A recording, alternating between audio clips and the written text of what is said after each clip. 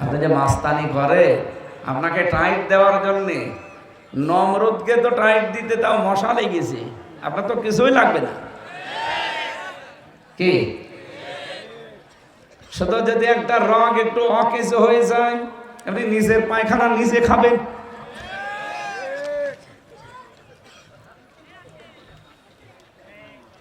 এই জন্য আমি যে সুস্থ আছি এটা আমার নিয়ামত। এই সুস্থতা আল্লাহ তোমার জন্য ব্যয় হবে। তুমি কি আমাকে ক্ষমতা দিয়েছো, পাওয়ার দিয়েছো, সম্পদ দিয়েছো, যা দিয়েছো সব আমি তোমার জন্য ব্যয় করব। এই জন্য হযরত ইউসুফ আলাইহিস সালাম কিন্তু দায়িত্বটা চেয়ে নিয়েছিলেন। অনেক মানুষ বলে হুজুররা আবার এই লাইনে আসার দরকার কি? আরে ভাই, এই লাইনে যদি এই মানুষগুলো না আসে দেশ দুর্নীতিমুক্ত হবে না। হযরত ইউসুফ বলেছিলেন ক্বালা জাআলনি আলা খাসাইনিল আরদি ইন্নী হাফিজুন আলীম। তিনি বলেছিলেন, বাদশাহ পাক, আমাকে আপনি খাদ্য মন্ত্রণালয়ের দায়িত্বটা দেন, কোষাগারের, আমি এটা সংরক্ষণ করতে পারবো। ধর্ম উপদেষ্টা ডক্টর আফামা খালিদ উনি কয়েকদিন আগে ঘোষণা দিয়েছেন, বাংলাদেশ যদি সত্যিই ভেজাল মুক্ত খাবার উপহার দিতে চান তাহলে দেশে ইসলামপন্থী যারা আলেম যারা তাদেরকে ব্যবসায় নামা লাগবে।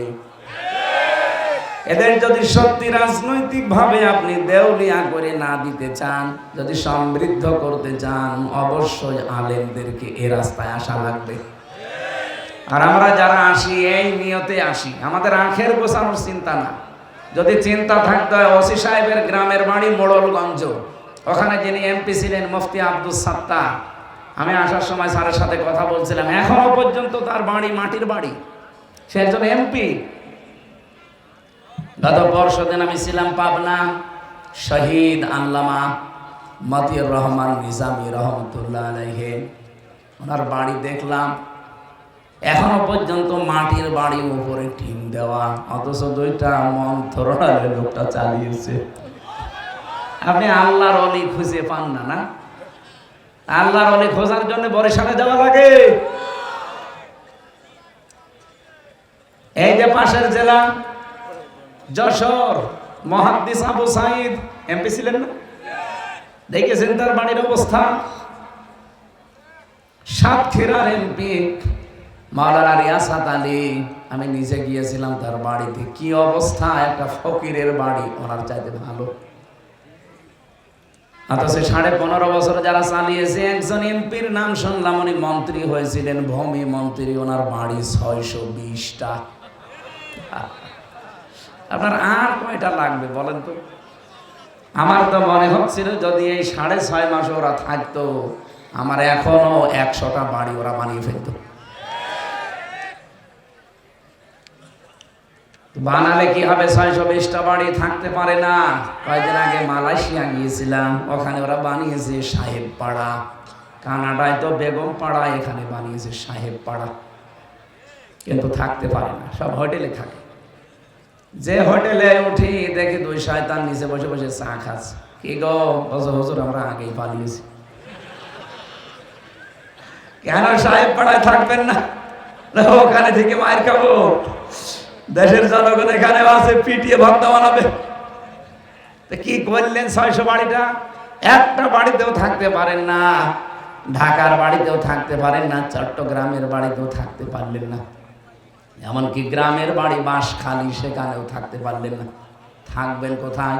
বাইরে সে বানানো বাড়িতেও থাকতে পারে না, থাকে হোটেলে। কয়েকদিন আগে আপনারা দেখেছেন, এই ফেব্রুয়ারি মাসের 5 তারিখে একটা আযাব নাযিল হয়েছিল, আযাবুল বুলডোজার। কি আযাব? 32 নাম্বার 33 নাম্বার বানিয়ে ফেলেছে। এই জন্য আমরা চাই বুবু ওখান থেকে যেন উস্কানি না দেন। উস্কানি দেবেন, এ তো 32 33 হয়েছে, বাকি যেটা আছে গ্রামে ওইটাও 34 হয়ে যাবে। আমি চাচ্ছি না ভাঙতে, যেভাবে আছে থাক, কিন্তু আপনারা তো আযাব নাযিল করে নিচ্ছেন। আমি 2013 সাল মিলিয়েছিলাম, সাতক্ষীরা, চাঁপাইনবাবগঞ্জ আর চট্টগ্রাম এই 3টা জেলাতে বুলডোজার দিয়ে কত মানুষের বাড়ি ঘর আপনি মাটির সাথে মিশিয়ে দিয়েছেন। আল্লাহ এমনি 32 নম্বরে ভাবে বুলডোজার দিয়ে ভেঙে দিয়েছে, এমনি না। কে ভেঙেছে? না না, কোরআনে কারীম জানিয়েছে ফাকুতিআ দাবিরুল কওমিল্লাযীনা যালামু। সূরা আনআম 7 নাম্বার পারা 12 নাম্বার পৃষ্ঠা 4 নাম্বার লাইনের 45 নাম্বার আয়াতের প্রথম অংশে আছে। এটা তাফসীরে ফি জিলালিল কোরআনে পাবেন। আল্লাহ পাক বলেন জালেমদের শিকড় পর্যন্ত কাটা হয়ে গেছে। কেটেছে কে? না, আপনি আলেম এখানে বসে আছে দেখছেন না? এটা মজহুল, এর ফাইল জানা নেই, কে করেছে আল্লাহ বলেন কেউ জানে না।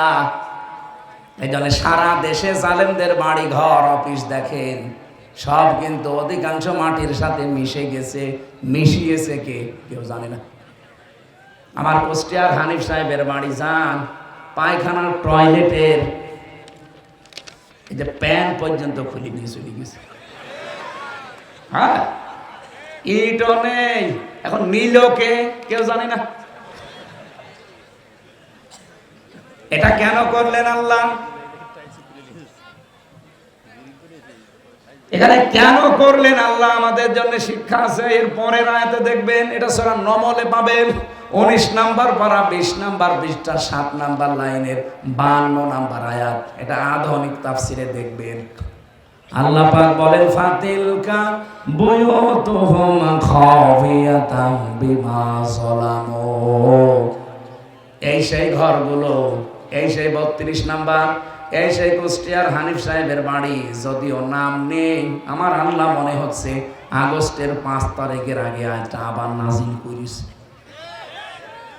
এই যে ফাঁস বক্তব্যের শুরুতে ফা আরবি গ্রামার অনুযায়ী 19টা অর্থে ব্যবহার হয়। এখানে যারা গ্রামার বোঝে জিজ্ঞাসা করেন, আল্লাহ যেন তার কুদরতি আঙ্গুল এভাবে দেখাচ্ছে যে এই সেই ঘরগুলো, এই সেই ঘরগুলো। আল্লাহ 1 বছর না দিয়ে বুয়ুত বহু বছর দিয়েছেন। তার মানে বহু জালেমের বাড়ি খাওয়াতান জনশূন্য হয়ে গেছে, পরিত্যক্ত হয়ে আছে। এটা একজনের না বহুজনের? কেন এগুলো করলেন? বিমা যালামু, এদের জুলুমের কারণে। এদের জুলুমের সীমা এত বেশি পার হয়ে গেছে, আমার আল্লাহর সহ্যের বাইরে চলে গেছে। দুনিয়ায় যদি কিছু না হয়, শুধু ব্যারিস্টার আরমানকে যে কষ্টটা দিয়েছে এইটার জন্য আল্লাহর আরশ পর্যন্ত কেঁপে গেছে।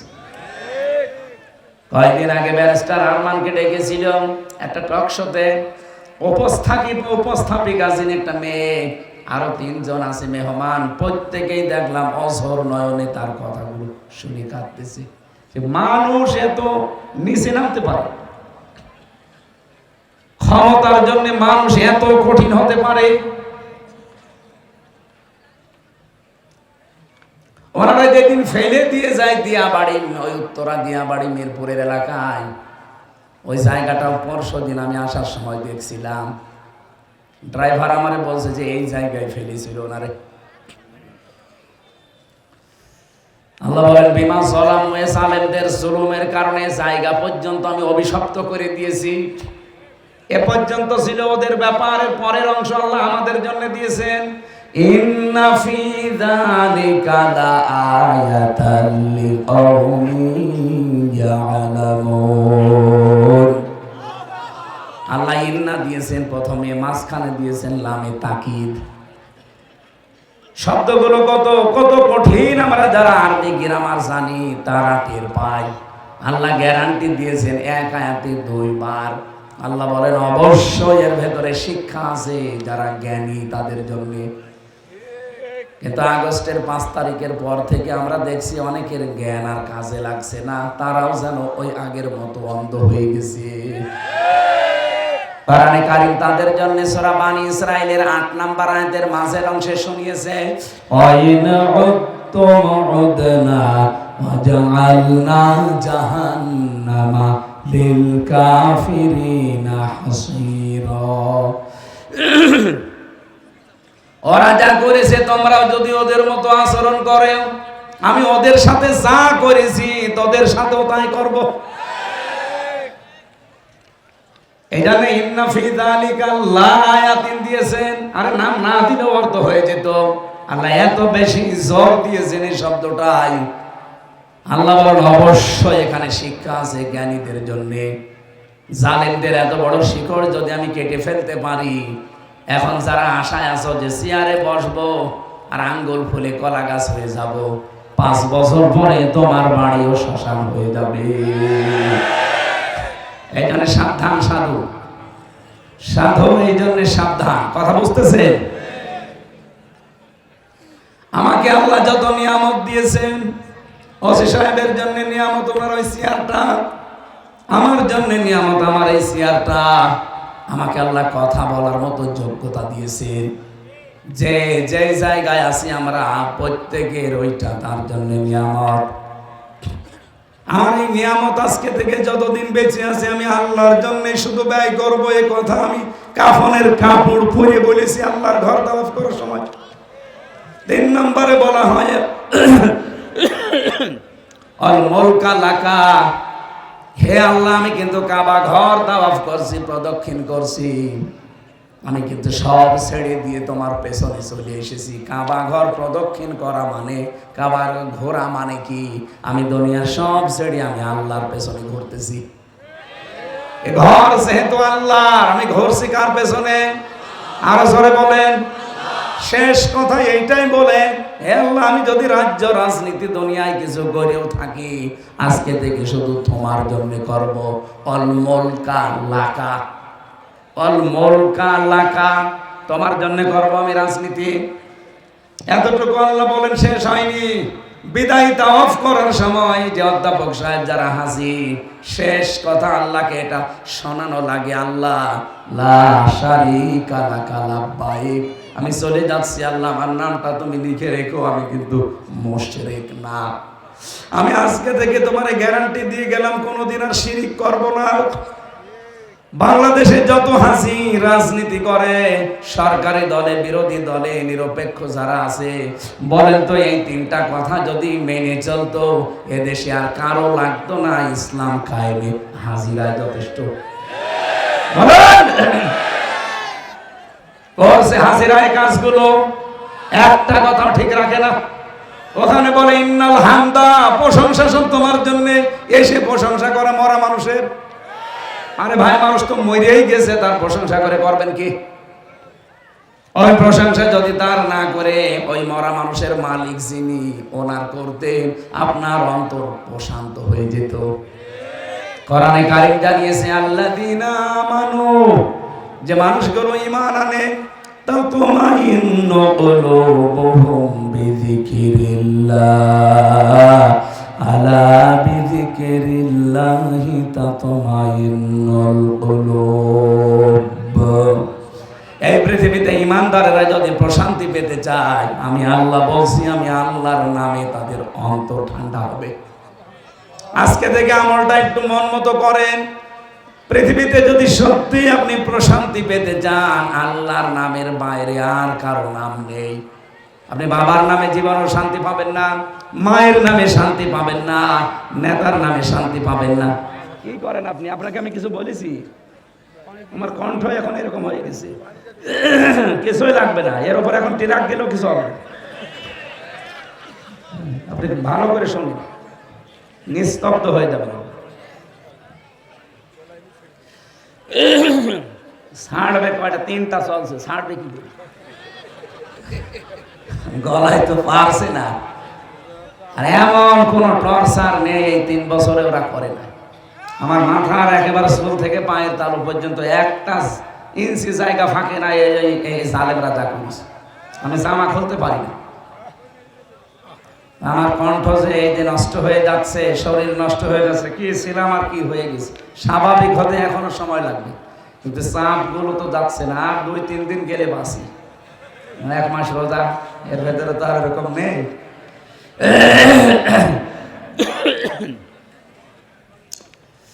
ঝিনাইদহবাসী, আমরা যদি সত্যি আয়াত থেকে কিছু নিতে পারতাম, বাংলাদেশে বহু বেদাত বন্ধ হয়ে যেত, বহু শিরিক বন্ধ হয়ে যেত।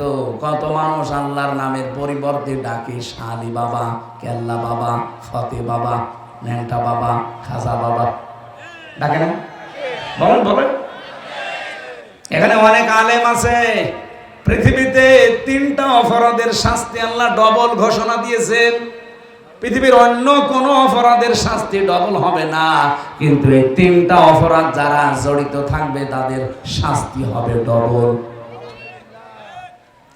1 নম্বরে ওয়াল্লাযীনা লা ইয়াদউনা মা'আল্লাহি ইলাহান আখার, যারা আল্লাহ বাদে অন্য কাউকে ডাকে, আল্লাহকে ডাকে না তা না, ডাকে পাশাপাশি যারা অন্য কাউকে আল্লাহর সাথে জুড়ে দেয় তাদের শাস্তি হবে কয়টা? 2টা। বলেন বলেন। আল্লাহ আমাদেরকে হেফাজত করুন আজকে থেকে আল্লাহ বাদে দুনিয়ার কারো নামে জিকির, কারো নামে ডাকাডাকি। বলেন বলেন। আমাদের খুলনা বিভাগতন্ত্র তো এখনো আছে ভালো, এগুলো বেশি চলে চট্টগ্রাম আর সিলেটে। কি জিকির আল্লাহর নামে করে উল্টা পাল্টা সব। মহিলারাও নাকি পীর, পীর মা। এই জন্য আমি আজকের সভাপতি আলহাজ সিরাজুল ইসলাম, ওনাকে দিয়ে যে কথাগুলো বললাম, সারা পৃথিবীর হাজিদেরকে আল্লাহ যেন এটা মেনে চলার তৌফিক দেন। বলেন আমিন। মাহফিলের প্রধান অতিথি, প্রাক্তন বিভাগীয় প্রধান ইংরেজি বিভাগ, জীবননগর ডিগ্রি কলেজ চুয়াডাঙ্গা, অধ্যাপক মতিউর রহমান, আপনাদের এলাকার সন্তান। আতাল্লাহু আমরাহু ওয়া বারাকাল্লাহু ফি হায়াতি। বলেন আমিন। আলোচনা রেখেছেন এখানে মাওলানা হাবিবুর রহমান, প্রভাষক, আব্দুর রউফ ডিগ্রি কলেজ, ডাকবাংলা, ঝিনাইদহ। আলোচনা রাখলেন আপনাদের এখানে সাবেক উপজেলা চেয়ারম্যান, কোটসাদপুর, ঝিনাইদহ, বিশিষ্ট ইসলামী চিন্তাবিদ মাওলানা তাজুল ইসলাম, শ্রদ্ধাভাজন বড় ভাই দামাত বারকাতুহুল আলিয়া। বলেন আমিন। আলোচনা রেখেছেন অধ্যাপক আব্দুর রাজ্জাক, সাবেক চেয়ারম্যান আলমগীর ইউনিয়ন পরিষদ, মাওলানা শরীফুর রহমান খান, সাবেক চেয়ারম্যান, সম্মানিত সঞ্চালক মাওলানা আমিরুল ইসলাম, খতিব তালসার জামে মসজিদ। আয়োজনে যারা আছেন, বিশেষ করে ওয়াদা ফাউন্ডেশনের জন্য দোয়া করছি। সার্বিক তত্ত্বাবধানে আছেন আলহাজ মিজানুর রহমান। সামনে বসা মুসলমান ভাইরা, পর্দার আড়ালের সম্মানিতা মা এবং বোনেরা, প্রশাসনের ভাইরা, বিশেষ করে আমাদের থানার ওসি অফিসার ইনচার্জ এসেছে আজকে। স্যারের হায়াতে তাকদীর হাতে কবুলিয়া কামনা করছি আমি। বাংলাদেশের প্রশাসনের উপরে এখনো পর্যন্ত মানুষের খারাপ ধারণা যায়নি, এটা আস্তে আস্তে কাটা দরকার। 15.5 বছর ওনারা লাঠিয়াল বাহিনী হিসাবে ব্যবহার হয়েছিল অনেকেই। এই তাদের কারণে পুরা বিভাগটা এখন কালার হয়ে আছে জাতির কাছে। ওনাদের যে ডিউটি, আমি তো নিজে দেখেছি, 8 ঘন্টা 10 ঘন্টা না, 24 ঘন্টা 24 ঘন্টায় ডিউটি। নবীজি জানিয়েছেন 2টা চোখ আল্লাহ জাহান্নামে দেবে না। একটা যারা রাতের বেলা আল্লাহর ভয়ে কান্নাকাটি করে, 2 নম্বরে যারা জনগণকে পাহারা দেওয়ার জন্য রাত জেগে থাকে। ওনাদের ভেতরে যেহেতু দ্বিতীয়টা আছে, ওনাদের পুরা দায়িত্ব যেন আল্লাহ ইবাদত হিসাবে মঞ্জুর করেন। প্রশাসনে যারা আছেন, সে বিডিআর হোক, আর্মি হোক, পুলিশ হোক, যারা প্রশাসনে আছেন, এই চাকরিটা শুধু চাকরি না, এটা একটা ইবাদত, আর একটা সর্বোত্তম ইবাদত। কি কথা বলেন না কেন? কুনতুম খায়রা উম্মাতিন উখরিজাত লিন-নাস। আল্লাহ বলেন আমি তোমাদেরকে উত্তম জাতি বানিয়েছি। তোমাদের উত্তম হওয়ার কারণ কি? তোমরা মানুষের উপকার করবে। মানুষের উপকার সবচাইতে বেশি করার জায়গা প্রশাসন থেকে, কারণ ওদের জান, মাল, ইজ্জত, আবরু হেফাজতের দায়িত্ব সরকার দিয়ে দেয়। আল্লাহ রাব্বুল আলামিন এই বাহিনীর উপরে আগের যে অবস্থা ছিল ওই অবস্থায় যেন ফিরে যায়। এবং যারা দায়িত্বে আছেন, আগামীতে আমার মনে হয় প্রশাসনে, বিশেষ করে পুলিশ প্রশাসনে যারা আছে, তাদের বিভাগটা আলাদা করে দেওয়া দরকার। ওদের আইসির কথা মতো চলবে তারা। কোনো নেতা খেতার কথা মতো চলতে গেলে আবার অবিচার শুরু হবে। আমরা চাই সামনে যারা দায়িত্বে আসবে ওরা যেন আলাদা করে দেয় ওদের। ওরা যদি সঠিকভাবে কাজ করতে পারে, হাত পা খুলে দিয়ে, এদেশে আবার শান্ত হয়ে যাবে ইনশাআল্লাহ। যেন প্রশাসনের আজকে যারা এসেছেন, এই কোটচাঁদপুর থানা এবং আশপাশের বিভিন্ন ক্যাম্প থেকে আল্লাহ রাব্বুল আলামিন আপনাদের দায়িত্বটাও যেন আজকে পুরাটা ইবাদত হিসাবে কবুল করেন।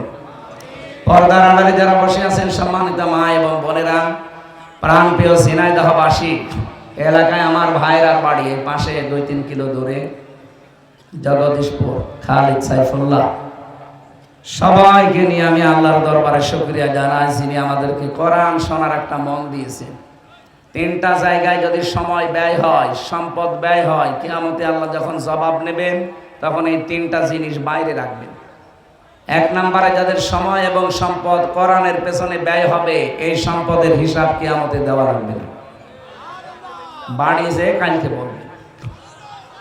যারা পরিবারস্থ লোকদের জন্য সম্পদ আর সময় খরচ করেন, ওই সময় আর সম্পদের হিসাব আল্লাহর কাছে দেওয়া লাগবে না। 3 নম্বরে যারা জিহাদের ময়দানে কাজ করে, নিজে যদি যেতে না পারেন, যারা করে তাদের পেছনে খরচ করলে ওই সময় ওর ওই টাকার হিসাব আল্লাহর কাছে দেওয়া লাগবে।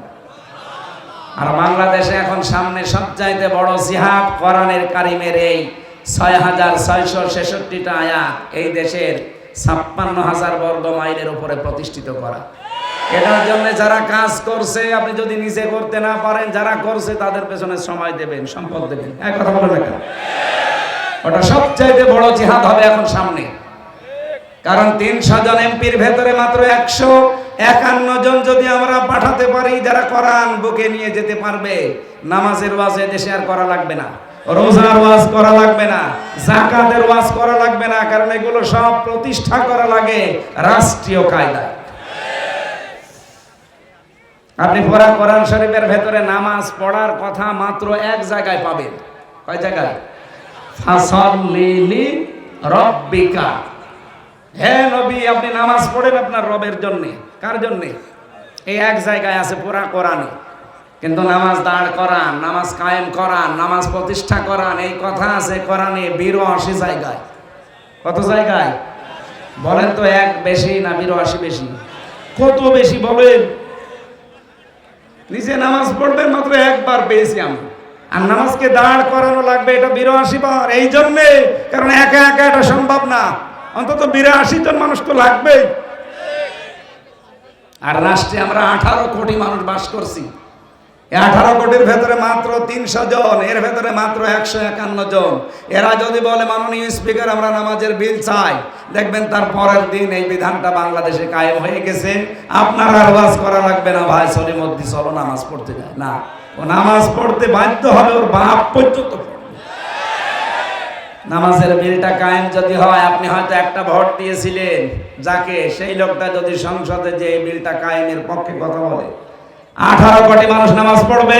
আপনি একটা ভোট দেওয়ার কারণে 18 কোটি মানুষের নামাজের সওয়াব পাবেন।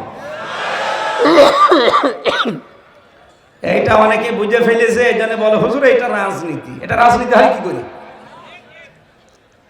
এই কথাটা রাজনীতি হয় কি করে? আমি 1 ওয়াক্ত নামাজ পড়ে 18 কোটি মানুষের নামাজের সওয়াব পাবো, এটা রাজনীতি হয় কি করে? এটা তো সাদগায়ে জারিয়া।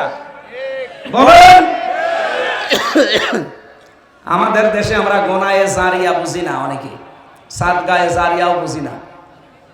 আমি একটা সিনেমা তৈরি করলাম, এর ভেতরে অশ্লীল দৃশ্য যা থাকবে, যত মানুষ দুনিয়ায় দেখবে, এরপরে আবার কপি হবে, আবার দেখবে, এরপরে আবার কপি হবে, আবার দেখবে। এটা যদি কিয়ামত পর্যন্ত চলতে থাকে, আপনি কিয়ামত পর্যন্ত কবরে গোনায়ে জারিয়া পেতেই থাকবে। এগুলো সব ফ্ল্যাক্সি লোড হয়ে আর বিকাশ হয়ে যাবে। এখন যদি বলেন হুজুর আমার বিকাশ নাম্বার খোলা নেই, এমনি খুলে যাবে। পাসপোর্ট সাইজের ছবিও লাগবে না, ও ভোটার আইডি কার্ডও লাগবে না, এমনি বিকাশ খুলে যাবে, আর খালি বসে বসে পাবে। ওই সিনেমায় যত কিছু হয়েছে, যত মানুষের চরিত্র ধ্বংস হয়েছে, মানুষের পরিবার নষ্ট হয়েছে, আপনি কবরে বসে বসে কিয়ামত পর্যন্ত এই গোনায়ে জারিয়া পেতেই থাকবে। এটাকে আমি বানালাম? বলেন বলেন। সূরা নিসা 5 নাম্বার পারার 10 নাম্বার পৃষ্ঠা 11 নাম্বার লাইনের, এটা 85 নাম্বার আছে, আয়াতে আছে মাইয়াশফা শাফাআতান হাসানাতান ইয়াকুল লাহু নাসীবুম মিনহা ওয়া মাইয়াশফা শাফাআতান সাজ্জিয়াতান ইয়াকুল লাহু কিফলুম মিনহা ওয়া কানা আল্লাহু আলা কুল্লি শাইইন মুকিতা। বলেন আল্লাহু আকবার। আরো অ্যাক্টিভ ভাবে শুনবেন আর শিক্ষাগুলো এখান থেকে জীবনে বাস্তবায়নের সিদ্ধান্ত নেবেন। আল্লাহ পাক বলেন, কোন মানুষ যদি একটা ভালো কাজ করে, ওই ভালো কাজে কেউ যদি সহযোগিতা করে, ওর একটা ভালো কাজ করে যা পাবে, আপনি শুধু নাড়াচাড়া দিয়ে সেই সওয়াব পাবেন। সিস্টেম অপর পৃষ্ঠায় দেখুন, কোন মানুষ যদি অন্যায় কোনো কাজ করে, এই অন্যায় কাজ করে লোকটা যে অপরাধী, আপনি শুধু সাহায্য করে একই অপরাধী। বলেন, এইটা রাজনীতি মনে করে আপনি চলে যান কোন কারণে? আমরা তো চাই এদেশে কোরআনে কারিমের বিধানটা কায়েম করতে, এটা আপনার কাছে রাজনীতি মনে হয়ে যায়। আর আপনি যেটা করছেন ওটা তো পুরাই দুর্নীতি। এটা পুরা দুর্নীতি না? আগামী থেকে এই দুর্নীতি দেশে আর হবে না। আন্তর্জাতিক যে বিভিন্ন বিষয়গুলো এখন ষড়যন্ত্র চলছে, আশা করছি আল্লাহর দিকে তাকে এগুলো মিটে যাবে। কি? হ্যাঁ, ওরা চায় না দুনিয়ায় কেউ যে দেশে ইসলাম কায়েম হোক, কিন্তু আল্লাহ যদি চায় সবগুলো কিন্তু পানির মতো হয়ে যাবে ইনশাআল্লাহ। আগস্টের 5 তারিখের পর থেকে আজকে ফেব্রুয়ারির 25 তারিখ পর্যন্ত 27টা ষড়যন্ত্র করেছে আমাদের এই প্রতিবেশীরা। একটাও হালে পানি নেয়নি, সব নস্যাৎ হয়ে গেছে। গত 3 দিন আগে যেটা করেছে, এটা রাখাল রাহাকে দিয়ে আমার নবীকে গালি দিয়েছে। ওরা মনে করেছিল এই দেশের মানুষ উত্তেজিত হয়ে ওকে মেরে ফেলবে, আর এইটা আমরা বিশ্বের মিডিয়ায় দেখাবো যে বাংলাদেশে জঙ্গি ভরে গেছে, এদেশের মানুষ পাগল ভালো হয়ে গেছে। আমরা প্রতিবাদ যতটুকু জানানোর জানিয়েছি ইমানের দাবির কারণে। আর আমরা এটাও চাই, যারা দায়িত্বে আছেন, আপনি 2 জন নবীর নাম নিয়ে আসেন, ডক্টর মোহাম্মদ ইউনুস, একটা মোহাম্মদ আর একটা কি, কয় নবীর নাম? 2 নবীর নাম নিয়ে বসে আছেন। আমাদের নবীকে যদি সত্যি কেউ গালি দেয়, অসম্মান করে, শুধু আমার নবী না, যে নবীকে যদি কেউ ছোট করে, আমরা চাই তার মরণ, মৃত্যু দণ্ড করে দেওয়া লাগবে। কথা বলেন না কেন? এটার পক্ষে আমরা আছি না? লিল্লাহি তাকবীর। দেখেন তো হাত তোলেন কে? ঠিক আছে, আলহামদুলিল্লাহ। আরে ভাই, এটা তো ভিডিও হচ্ছে, এখানে ফেরেশতারাও করছে। কিয়ামতে যদি কিছু আপনার ভালো না লাগে, আল্লাহ অন্তত আল্লাহ যেন এটা দেখায় যে আমি নবীর সম্মানের পক্ষে ছিলাম। হযরতে ওমর এটা বলছে আমি শিক্ষার জন্য, এদিকে তাকান, তার ছেলেটাকে মাদ্রাসায় দিয়ে আসলেন। খলিফাতুল মুসলিমিন, তিনি দেশের প্রেসিডেন্ট। ওই জামানায় যিনি প্রধান বিচারপতি ছিলেন, তার সন্তানও একই মাদ্রাসায় দিয়েছেন। হযরতে আলীর সন্তান হোসাইন, এরকম টেবিলের ওপরে ক্লাস, খালি বই কলম ফেলে দেয় আর বলে তুলে দাও। 1 বার 2 বার 3 বার তুলে দিলেন। 3 বার তুলে দেওয়ার পর উনি রেগে গেছেন, কারণ প্রেসিডেন্টের ছেলেটা আলাদা গরম থাকে। ডাক দিয়ে বলে, হোসাইন, বারবার কলম ফেলে দাও, আমারে তুলতে বলো, আমি কি তোমার চাকর নাকি? ইমাম হোসাইন বলেই ফেলেছেন যে আপনি আমার চাকর না, আপনি চাকরের বাচ্চা, চাকর। গেছে রেগে যে কি বললেন, আমার বাবাকেও গালি দিলেন। আপনার বাবাকে জিজ্ঞাসা করেন গিয়ে। বাড়িতে গিয়ে বলছে, আব্বা আমি আর মাদ্রাসায় যাব না, আমারে ছোট করেনি, বন্ধুদের সামনে তোমারেও গালি দিয়ে ছোট করেছে, আমরা নাকি খাদেমের বাচ্চা, চাকরের বাচ্চা। হযরতে ওমর কিন্তু বিচক্ষণ মানুষ, কথা শোনার পরে বুঝে ফেলেছেন। ডাক দিয়ে বলে, বিচার করব কিন্তু জমার দিন। খুতবা দিচ্ছিলেন তিনি, যেহেতু খতিব, হঠাৎ আলোচনা বন্ধ করে দিলেন। ডাক দিয়ে বলেন, হোসাইন আসো এখানে? বলে, হ্যাঁ, এদিকে আসো। তুমি আমার ছেলেকে ভরা মজলিসে ক্লাসে গালি দিয়েছো, চাকরের বাচ্চা, চাকর বলে, গোলামের বাচ্চা, গোলাম বলে। হ্যাঁ দিয়েছি। কেন দিলে? ইমাম হোসাইন ডাক দিয়ে বলে, খলিফা, বুকে হাত দিয়ে বলেন তো, আপনি কি আমার নানার খাদেম ছিলেন না?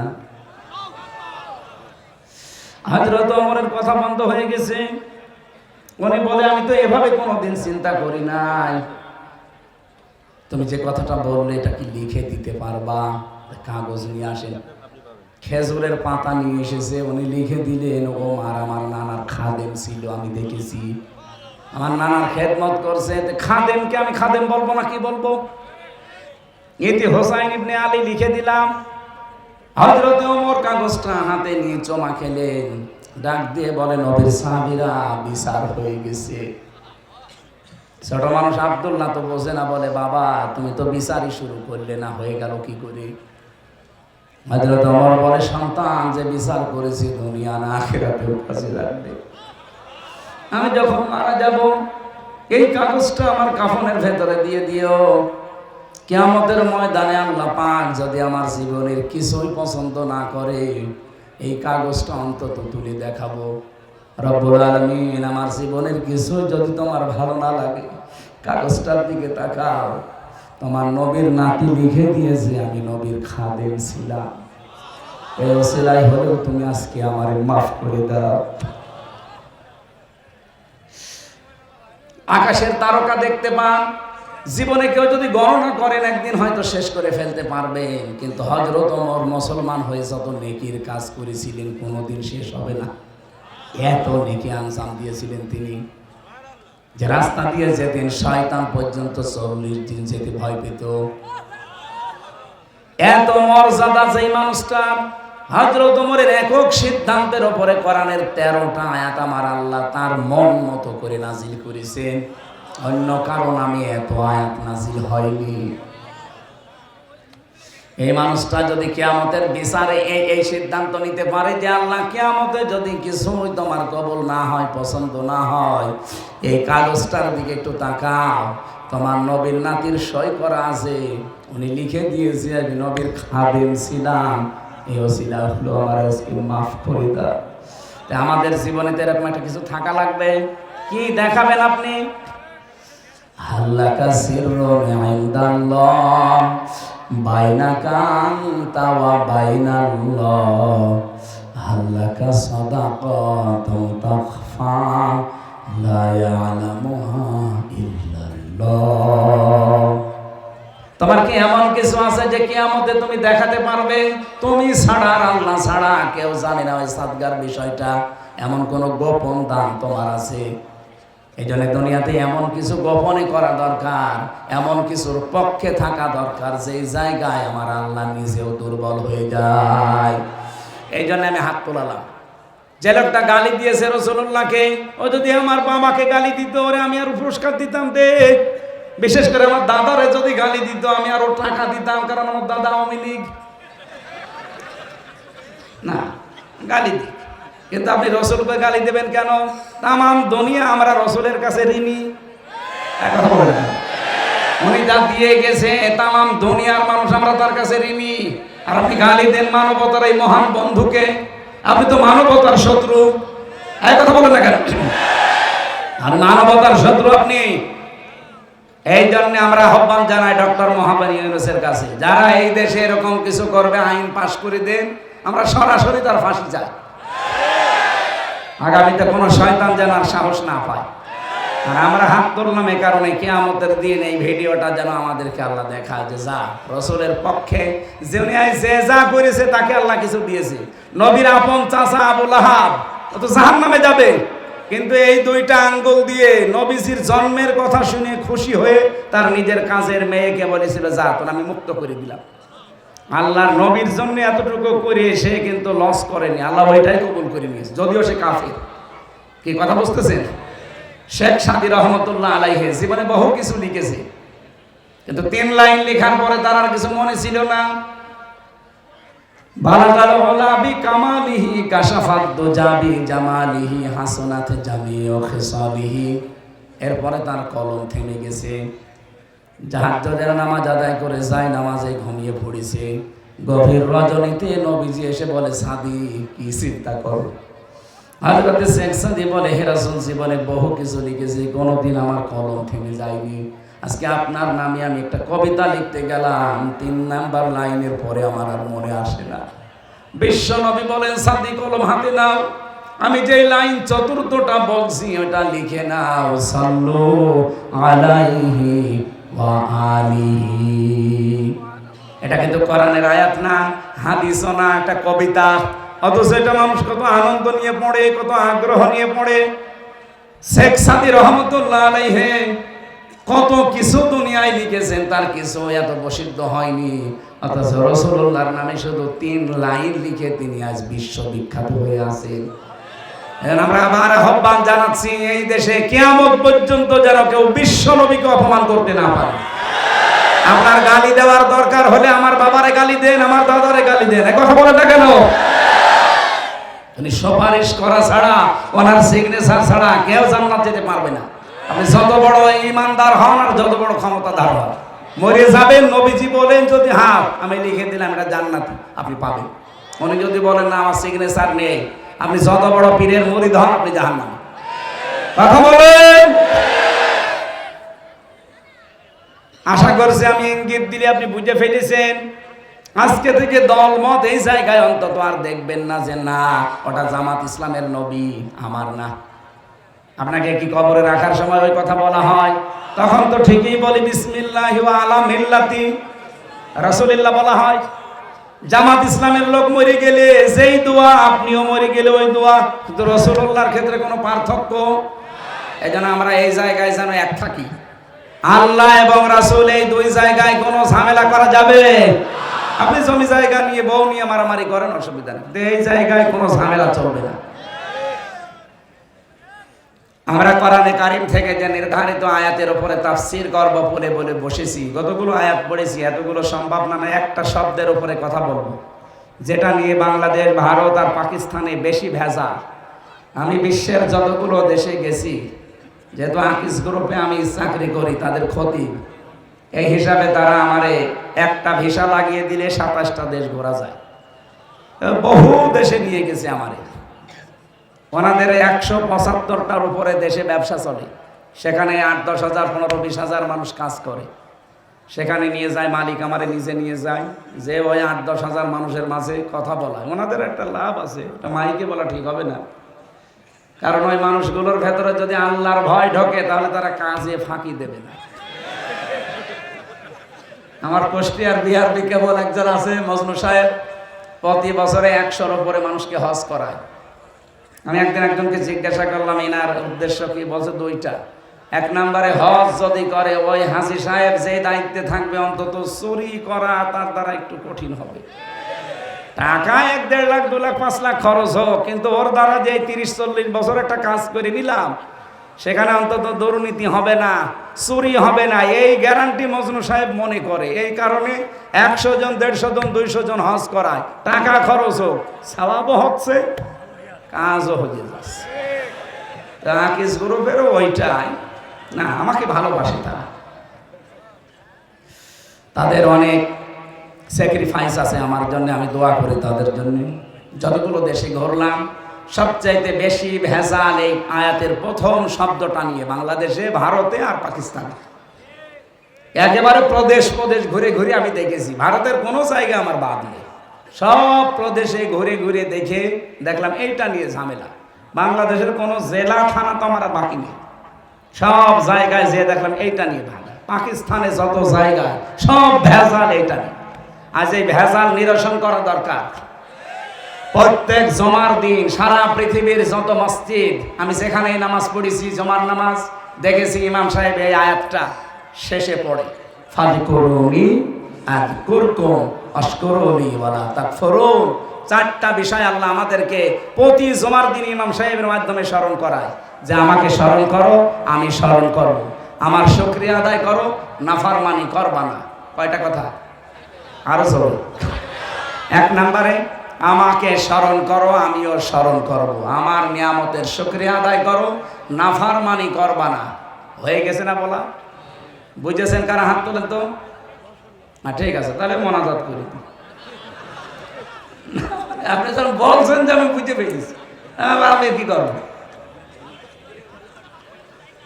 আমি পড়া কোরআন শরীফ যতটুকুই বুঝেছি, যেহেতু আমার অনার্স মাস্টার্স এইটার উপরে সারাটা জীবনই প্রায় চলছে, এর উপরে আমার সেই 5 পাস করার পর থেকে এর উপরে আমি এইটা নিয়ে যতটুকু বুঝলাম, নাড়াচাড়া করে প্রায় 42টার উপরে আমি বিশ্ববিদ্যালয়ে থাকাকালীন মিলিয়েছিলাম তাফসিরগুলো। সব মুফাসসির আয়াতের ব্যাপারে 5টা অর্থ নিয়ে এসেছে। প্রথম শব্দ ফা, প্রথম অক্ষর কি? এর বাংলা অর্থ অতঃপর, উযকুরনি, আমাকে স্মরণ করো, মানে আমার জিকির করো। আযকুরকুম, আমি আল্লাহ তোমাদের জিকির করব। আমি 2010 সালে যখন প্রথম গ্রেফতার হয়ে জেলে গেলাম, ওই সময় যে ওসি সাহেব আমার নিয়ে গিয়েছিল, মানে গোপালগঞ্জে বাড়ি, টঙ্গি পাড়ায়, আল্লাহর ওলি, উনি আমারে বলছে, হুজুর আমি আপনারা ছেড়ে দিচ্ছি, কিন্তু একটা দায়িত্ব পালন করবেন, প্রতি জমার দিন এসে আমারে আপনি যেভাবে কোরআন পড়েন ওইভাবে শিখিয়ে, যেভাবে শিখতে হলে আরবি গ্রামার জানা লাগবে। আমি তাই পড়ব। এই প্রতি জমার দিন যেতাম, গাড়ি পাঠিয়ে দিত, পড়াতাম। ওর পরের বছরে 11 সালে একটা আলোচনা করেছিলাম জিকির এই শব্দ নিয়ে, কারণ বিশাল ভেজাল লেগে আছি সারা বাংলাদেশে, যে যেভাবে পারে খালি জিকির। বিভিন্ন দরবারে যাবেন, কি দেবে বলেন বলুন, অথচ এটা যে একটা ইবাদত, এটা যে একটা ইবাদত কিভাবে করা লাগবে, কয়টা শব্দ দিয়ে করা লাগবে, অবশ্যই আল্লাহ কোরআনে এবং নবীজির মাধ্যমে দিয়েছেন, কারণ ইবাদত হলে তো দেবে। কি কথা বলেন না কেন? উনি 11 সালে জিকিরের উপরে আমি 1 ঘন্টা 55 মিনিট আলোচনা করেছিলাম, পুরাটা শুনেছি। পরের সপ্তাহে পড়াতে গেলাম, আমারে বলছে, হুজুর এতদিন আমি কি ভাবতাম জিকির নিয়ে, যে বিভিন্ন পীর সাহেবরা দেয়, বাবারা যে জিকির করে, মনে হচ্ছিল যে ওইটাই মনে হয় জিকির। আপনি এ কি বললেন? এত জিকিরের সাথে ওদের বাস্তবতার একটাও মিল নেই। আমি যেহেতু দলিল দিয়ে দিয়ে বলেছিলাম, জিকিরের পুরা কোরআনে আমার আল্লাহ প্রধান অর্থ দিয়েছেন 5টা। জিকিরের অর্থ কয়টা? 1 নম্বরে জিকির মানে কোরআন, জিকির মানে ইন্না নাহনু নাযালনা যিকরা ওয়া ইন্না লাহু লাহাফিজুন।